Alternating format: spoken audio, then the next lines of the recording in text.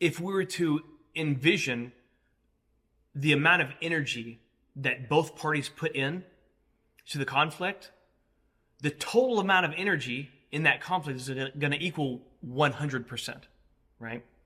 There's 100% energy in that conflict.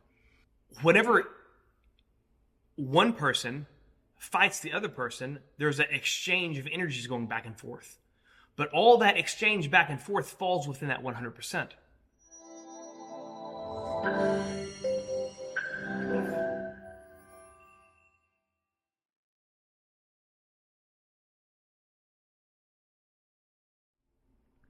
All right, so let's talk about fighting as cooperation.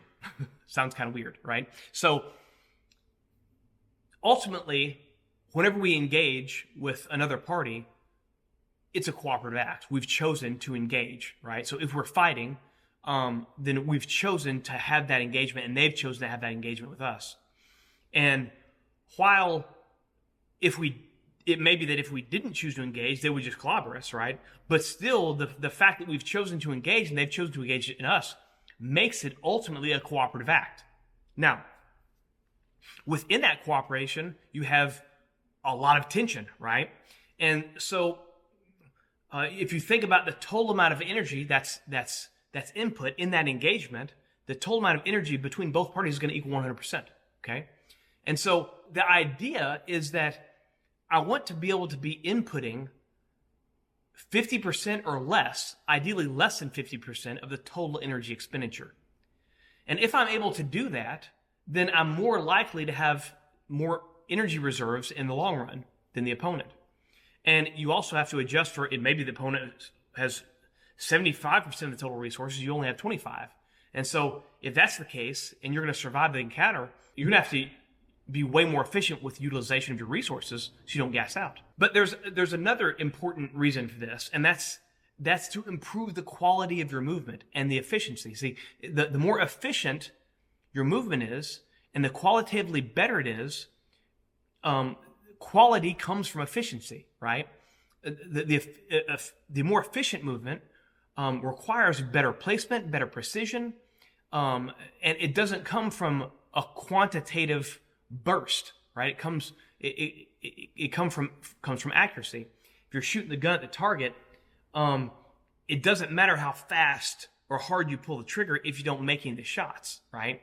And so, in the same regard with jiu-jitsu, we want everything we do to be, every time you step on the mat, when you step off, you should be qualitatively better than when you stepped on, not quantitatively. You should be that too, right?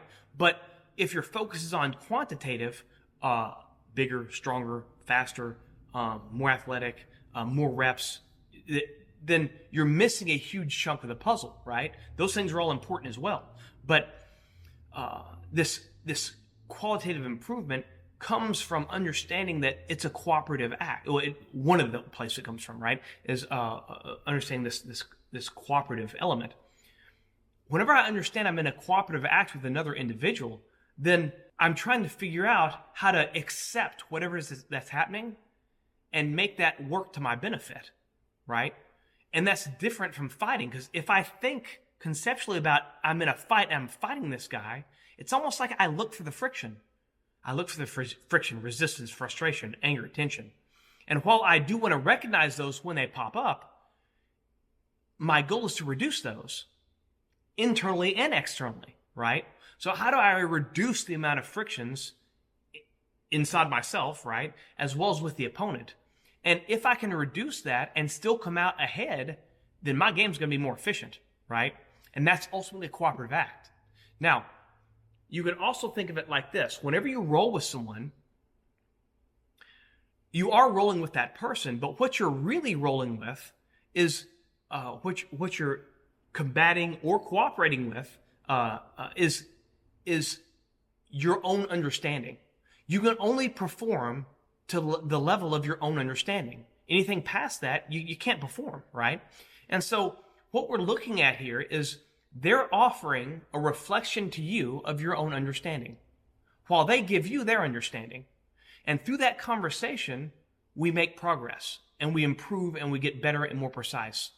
Now, So it should be just that, a conversation, and not a shouting, yelling match, right? What we want to do is we want to engage for the most productive training possible. We want to engage in this way of rolling where I'm not just trying to show him what's up, but I'm trying to have a conversation. There's different levels of resistance and types of training. You've got technical work, drilling, and you've got resistance training, then full out rolling, and or full contact. So those are all different levels of training and resistance and whatnot.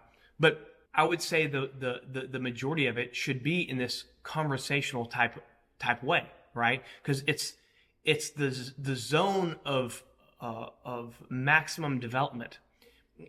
If I'm going full tilt, you can imagine if I was doing a bench press and I'm midway through the bench press, I'm doing it as hard as I can, and like a fly lands on my thigh or something, or my calf. It's like, I'm probably not going to notice that fly because I'm so focused on getting the weight up, right? But if I'm just putting my attention in my body and noticing how I'm feeling, then when something lands on me, I'm going to notice it like that. So ultimately, you're rolling with yourself. And the person that you're rolling with offers a mirror to your own understanding.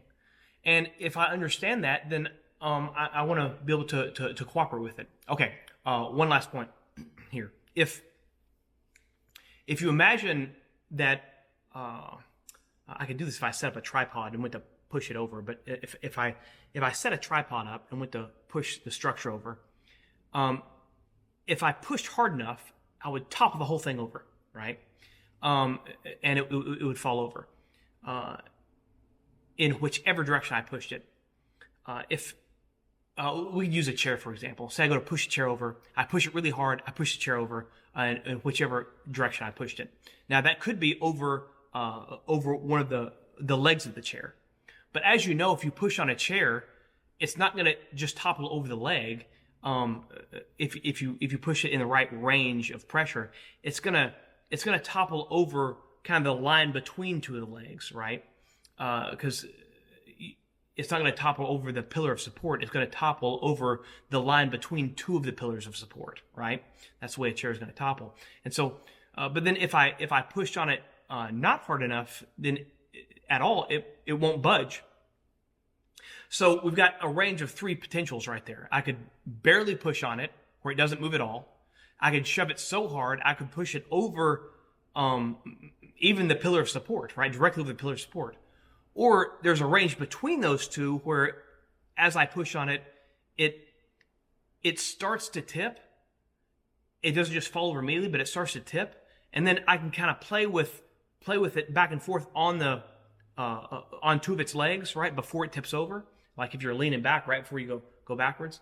And so there's a range of pressure in there where the chair talks back to me about where it would be easy to take it if I were to topple it over, right? And so when you're rolling with your partner, it should be in that kind of range where you're not so forceful that you can't have a conversation, but it's not so relaxed that it's sloppy and you're not making anything happen. But it's in that in-between range where there's feedback on both parties, right? And that's how you have a good kind of meaningful conversation. So, hope that's helpful. If you like this content and you want to see more, please like, share, subscribe, comment, all that good stuff, and we'll see you on the mat.